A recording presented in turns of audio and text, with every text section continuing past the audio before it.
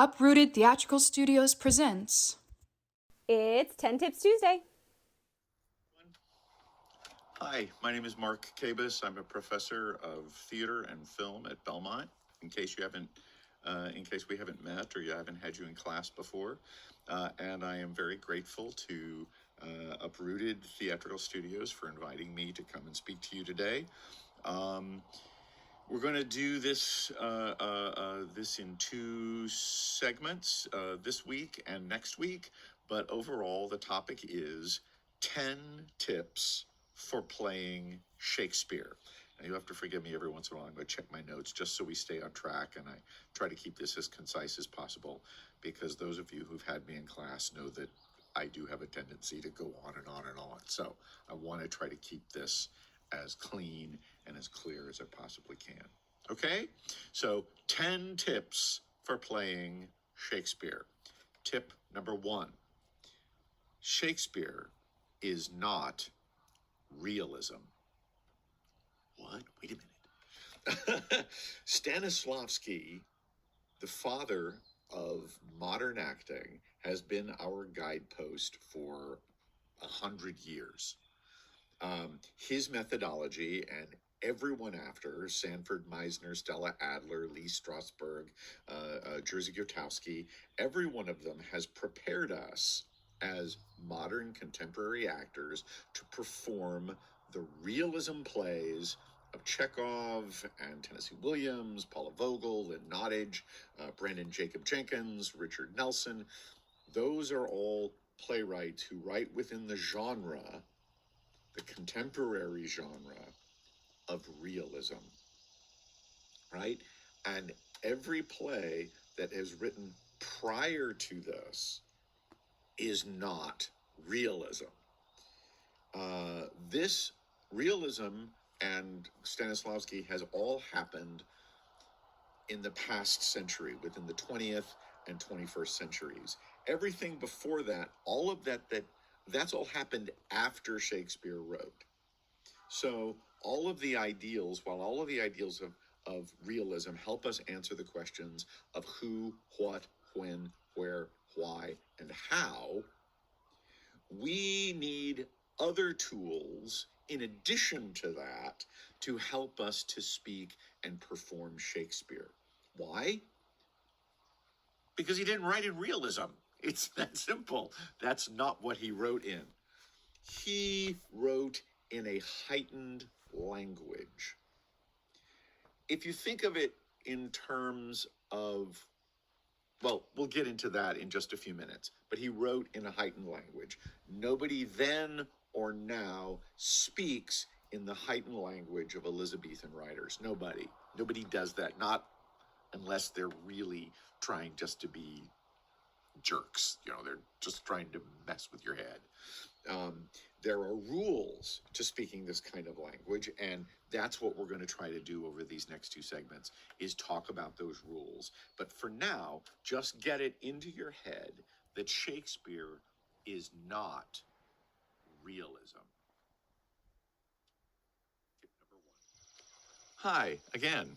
Oh, by the way, I'm talking to you from out in Pegram, Tennessee. I live out in the country, and so I thought, since it's such a beautiful day, that I would kind of bounce around on the farm and show you different places, and not, just so that you're stuck with one backdrop all the time. Okay? It's just to shake things up. Anyway, tip number 2. All of Shakespeare is rhetorical. What does that mean? Contemporary rhetoric that we think of as contemporary rhetoric is often confused with that empty, insincere language that we hear on in the 24-hour news cycle, right? On CNN and Fox News, those talking heads that jabber away at us and talk about political and social issues. To Shakespeare's audience, rhetoric meant one thing: the power of persuasive speaking. Ladies and gentlemen, you could gain serious social points with your ability to cleverly, wittily prove an argument, prove a point that you might be trying to make. His characters, Shakespeare's characters in particular, use a very elaborate language that is a means of proving their arguments, their points. It is never, ever conversational. Nobody ever spoke this way in real life. They don't speak this way now. If you're looking for a modern example as to what I'm talking about, think of being an attorney, that each character is somehow either a defense attorney or a prosecuting attorney. I am going to argue that my client is not guilty.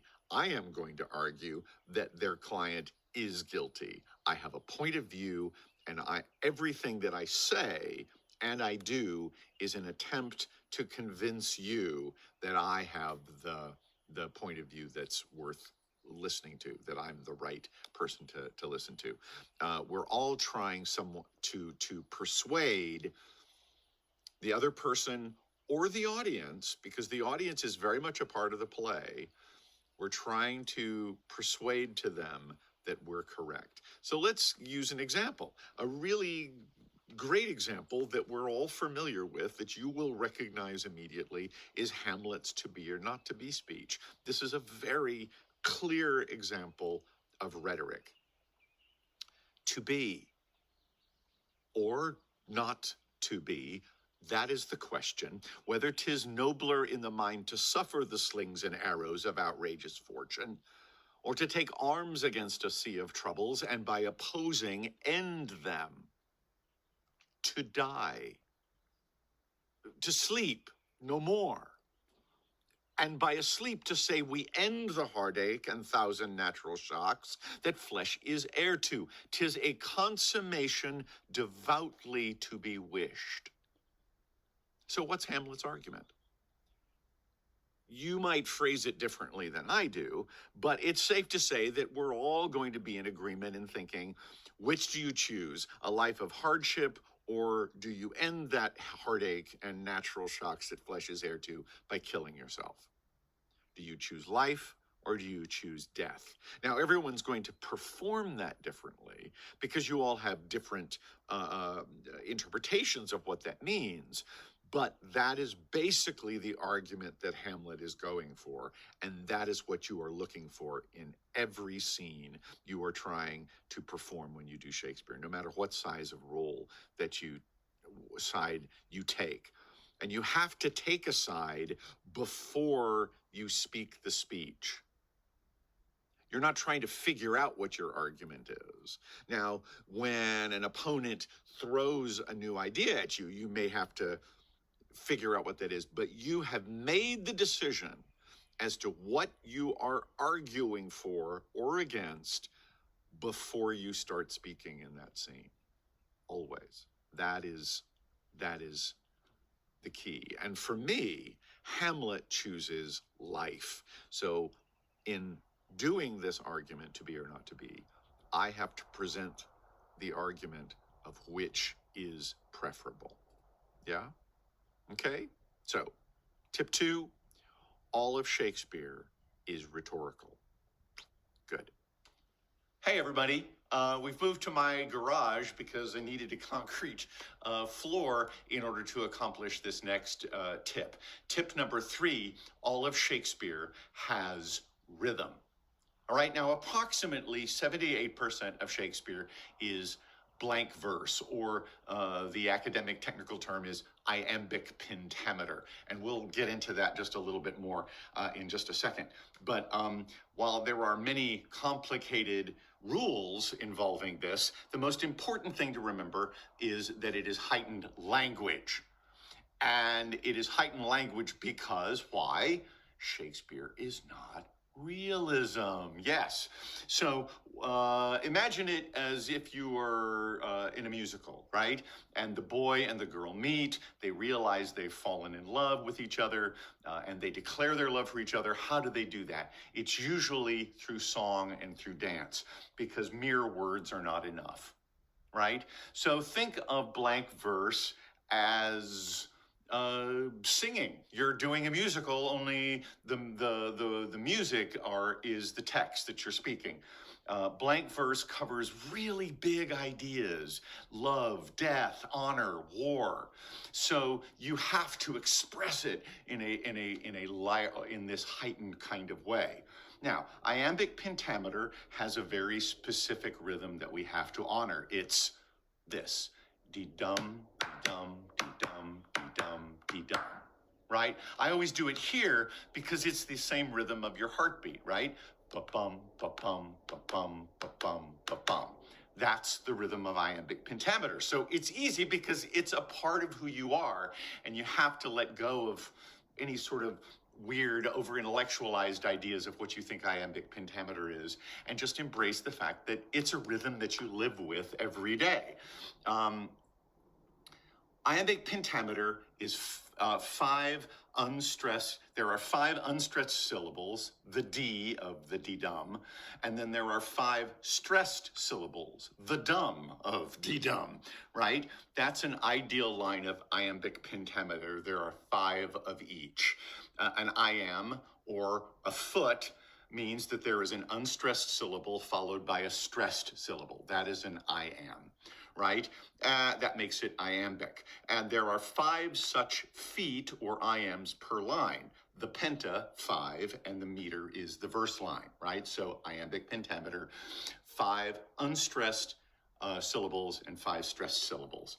Now, in many ways, it's unavoidable. You can't get away from that. But if we approach Shakespeare from a place of realism, we are going to diminish that rhythm, that musicality that is inherent in Shakespeare.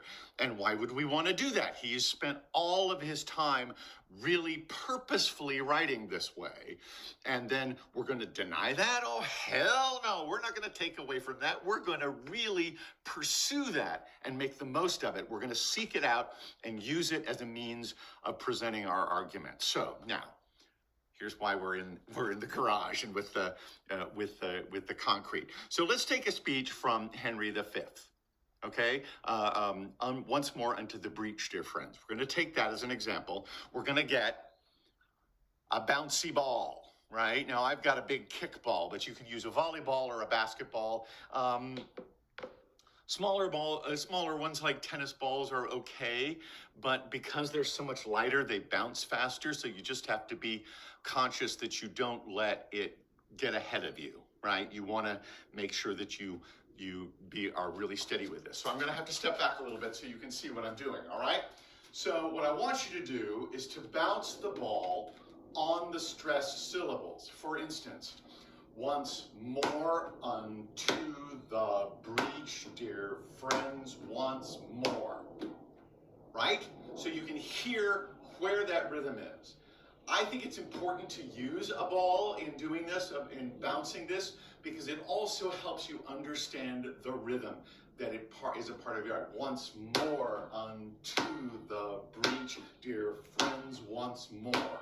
Yes? Or close the wall up with our English dead. See how that works? In peace there nothing so becomes a man as honest stillness and humility.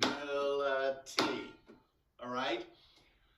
But let me check my verse lines. Okay, here we go. But when the blast of war blows in our ears, then imitate the action of the tiger. Oh, crap, what happened? That was actually 11 beats. That's okay, that's on purpose. The only thing you need to remember about 11 beats in a line is that it's a feminine ending. Ladies, I don't know, it's some sort of sexist thing. I apologize for that. But it's a feminine ending. And it just means that the last syllable is not stressed, and you shouldn't stress it. If, for some reason, as you are working this out and bouncing the ball, and the last syllable is a stressed syllable, then go back and look at the verse and see if there is a word that needs to be contracted. Like, for instance, and this isn't always the case, but cannot is contracted to can't, and then it makes an even 10 syllables. But otherwise, if you end up with 11 with a unstressed syllable at the end, like tiger, it's 11 syllables. Always leave it alone. That's it. All right? So, tip number 3, all of Shakespeare has a rhythm. Hi, I'm out in the meadow under the dogwood trees to give you tip number 4. Even Shakespeare's prose has a rhythm. Now, less than a quarter of Shakespeare's text is prose, and that's really, as contemporary actors and theater practitioners, that's really the kind of text that we recognize, right? Tennessee Williams, Lucas Nath, Sarah Rule all write primarily in prose. So it's one we're very familiar with. But while verse is consigned to talking about really high concept ideas, prose is usually ordinary conversations. They're usually between husbands and wives and working men and women and clowns. The clowns use a lot of prose as well. Shakespeare is using it to signify at times as well madness. When King Lear's daughters cast him out into the storm, his verse descends into prose. Blow winds, crack your cheeks. He goes into prose, and oftentimes Shakespeare uses that to delineate madness. But it's very necessary that you understand what the difference are the two. And though prose doesn't rhyme, it doesn't have couplets in it, it doesn't have those kinds of or A-B type of rhythm to it, rhymes to it, it does have a rhythm all its own. And it's not one that you can discover with a bouncy ball. You have to listen for it. And 2 of the tools, the rhetorical tools that you look for, is repetition and antithesis. Now, we're going to get a little deeper into what those mean next week, but today you'll have an idea of what that means. I'm going to use a speech from Henry IV, Part 1. It's a speech by John Falstaff, and he's talking to Prince Hal, who later becomes King Henry V. They're playing a game in which they're each pretending to be Harry's father and arguing why he shouldn't be accompanying, why he should or shouldn't be in the company of John Falstaff, drunken John Falstaff. And this is Falstaff's argument. If sack and sugar be fault, God help the wicked. If to be old and merry be a sin, then how many an old host that I know is damned. If to be fat be to be hated, then Pharaoh's lean cows are to be loved. No, my good Lord, banish Pedo, banish Bardolph, banish Poins. But for sweet Jack Falstaff, kind Jack Falstaff, true Jack Falstaff, valiant Jack Falstaff, and therefore more valiant being as he is old Jack Falstaff, banish not him thy Harry's company, banish plump Jack, and banish all the world. So again, we've repeated the words. Jack Falstaff gets repeated quite a bit. There's a lot of repetition in that. Antithesis, the idea of comparing one thing to another thing, is very much a part of that. And we get these ideas, we'll get to those ideas in time, but what I want you to know here is that it's important you recognize that there are very real rhythms within that speech, even though it's not verse, and Shakespeare wants you to emphasize them. All right? Cool. So, tip number 4, even Shakespeare's prose has a rhythm. Hi, back again. Now, you probably have been hearing a lot of birds squawking in the background. I live next door to a chicken farm, so to a poultry farm. And the roosters and the guinea hens are all squabbling and squawking down there. So if you hear them, that's the sound. So here we go. Tip number 5 for today. Our final one for today is Shakespeare is all about punctuation. something that you really need to be aware of when you do Shakespeare is the punctuation. If any of you ever sung in a choir, you know that there is some point where the choir director says, okay, everybody get your pencils, and we're going to mark where we're all going to breathe, where you have group breath. And Shakespeare's done that for you by putting in punctuation, commas, colons, semicolons. They all have various, there are various nuances involved in the punctuation. But for today, the most important thing for you to keep in mind is when you see some sort of punctuation, breathe. Just breathe. Just take a breath. It's a quick breath. It's just something to keep you sustained. But Shakespeare wants you to be able to carry your breath all the way through. I think you noticed earlier when I did the Hamlet to be speech, I ran out of breath. My voice I just wasn't taking enough air in. And it's very important. He wants you to be able to do that and to let you know ahead of time that it's important. So commas, colons, semicolons, periods all offer a chance for the actor to catch a breath while doing this heightened language, this very, very dense text. So we're going to take Sonnet 29, When in Disgrace with Fortune in Men's Eyes, and we're going to examine it, okay, and look at it through this lens of punctuation. And I'm going to read it to you, or to you using that breath and using that punctuation so you have some sort of idea of what I'm talking about, okay? So here we go. When, in disgrace with fortune in men's eyes, I all alone beweep my outcast state, and trouble deaf heaven with my bootless cries, and look upon myself, and curse my fate, wishing me like to one more rich in hope, featured like him with friends possessed, desiring this man's art and that man's scope, with what I most enjoy contented least. Yet in these thoughts myself almost despising, haply I think on thee, and then my state, like to the lark at break of day arising from sullen earth, sings hymns at heaven's gate. For thy sweet love remembered such wealth brings, that then I scorn to change my state with kings. Period.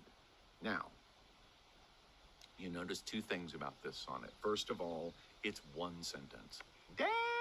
It is one 14-verse line sentence. So in that sense, you have to keep the audience engaged until the very end of the thought, which isn't until you see a period. So that means, mini tip 5.5, that you have to keep an inflection upward at the end of every line until you reach the period.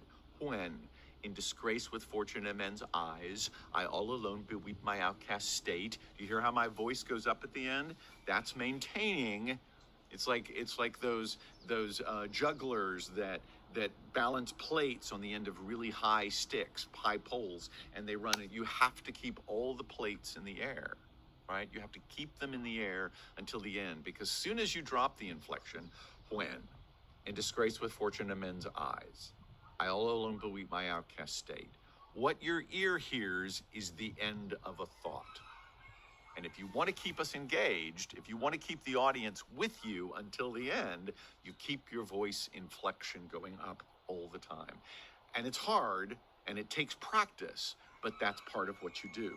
You'll also notice that there is, at the end of those last 4 verse lines, there's no punctuation. Like to the lark at break of day arising from sullen earth, sings hymns at heaven's gate. If you did it this way, like to the lark at break of day arising from sullen earth, everyone's kind of like, what? Jam those, it's called end jamming. Jam those 2 lines together. Like to the lark at break of day arising from sullen earth, sings hymns at heaven's gate. For thy sweet love. Now, these last 2 couplets, it's 2 full couplets. And if you can take a really big breath and get all the way through that, please do. Join and jam those lines. But if you can't, it's okay to take a breath at the end of that 13th line after brings. You just have to remember that the end of the thought doesn't come until the end of the verse line. right? And the last two lines, tip 5.75, is a rhyming couplet.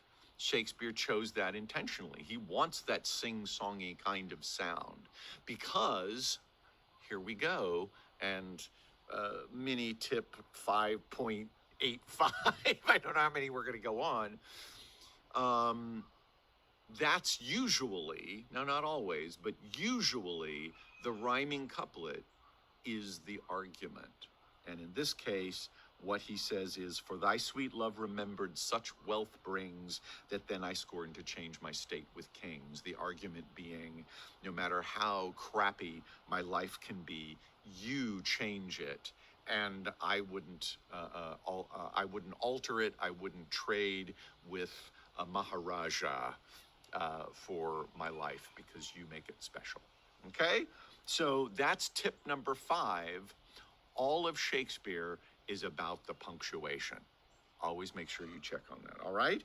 So, and we come back, we circle back around because that couplet at the end is the argument. So that takes you back to verse number 1. So, to tip number 1. So look for those couplets. If there's a big speech you have in there, it's pretty much summing up the argument that you're trying to make.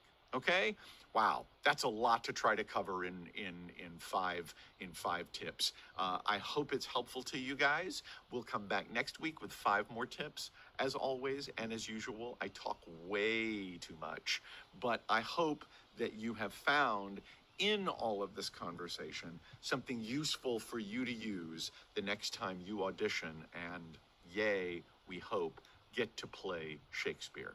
All right? See you soon.